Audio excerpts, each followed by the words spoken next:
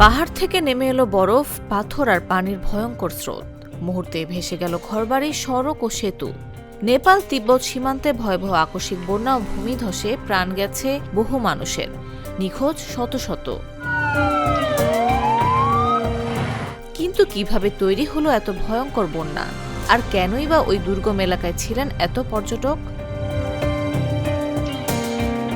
প্রাথমিকভাবে ধারণা করা হয়েছিল ভূমিকম্প থেকেই হয়তো এই বিপর্যয়ের সূত্রপাত, কিন্তু এখন সেই ধারণা অনেকটাই পাল্টেছে। যুক্তরাষ্ট্রের ভূতাত্ত্বিক জরিপ সংস্থা USGS বলছে, দীর্ঘস্থায়ী ভূকম্পন তরঙ্গ বিশ্লেষণ করে তারা দেখেছে কম্পনের শক্তি আসলে ভূমিধস থেকেই তৈরি হয়েছিল। নেপালের আবহাওয়া ও জলবিজ্ঞান বিভাগের কর্মকর্তাদের ধারণা, পাহাড় থেকে বিপুল পরিমাণ বরফ ধসে পড়ার সঙ্গে পাথর ও অন্যান্য ধ্বংসাবশেষ নিচে নেমে আসে। সে বরফ পাথর পানির প্রবল স্রোতই মুহূর্তে ভয়াবহ বন্যার রূপ নেয়। জলবায়ু পরিবর্তনের কারণে হিমালয় অঞ্চলে হিমবাহ দ্রুত গলছে। তবে এই নির্দিষ্ট ঘটনায় জলবায়ু পরিবর্তনের ভূমিকা কতটা ছিল তা এখনও নিশ্চিত নন বিজ্ঞানীরা। হিমপ্রবাহের কোনো হ্রদ হঠাৎ পানি ছেড়ে দিয়েছিল কিনা, নদীর প্রবাহে বাধা তৈরি হয়েছিল কিনা, কিংবা সাম্প্রতিক বৃষ্টিপাতের কোনো ভূমিকা ছিল কিনা সবই খতিয়ে দেখা হচ্ছে। তবে প্রশ্ন, এত পর্যটক সেখানে গেলেন কেন?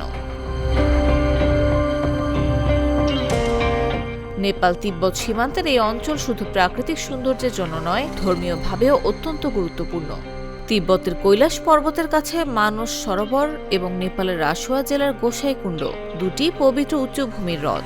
প্রতি বছর হাজারো পর্যটক, বিশেষ করে ভারতীয়রা, নেপাল হয়ে মানস সরোবর ও গোসাইকুণ্ডে যান।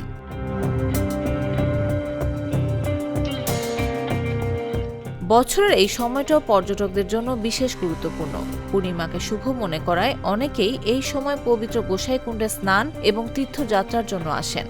অর্থাৎ যে পাহাড় ধর্মীয় বিশ্বাস আর সৌন্দর্যের টানে হাজারো মানুষকে কাছে টানে, সেই পাহাড়ি মুহূর্তে হয়ে উঠেছে মৃত্যুর ফাঁদ।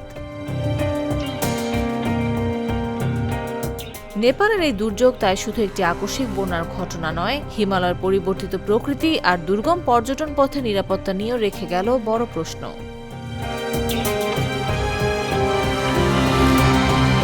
নিউজ ডেস্ক, জাগো নিউজ। Mr. Noodle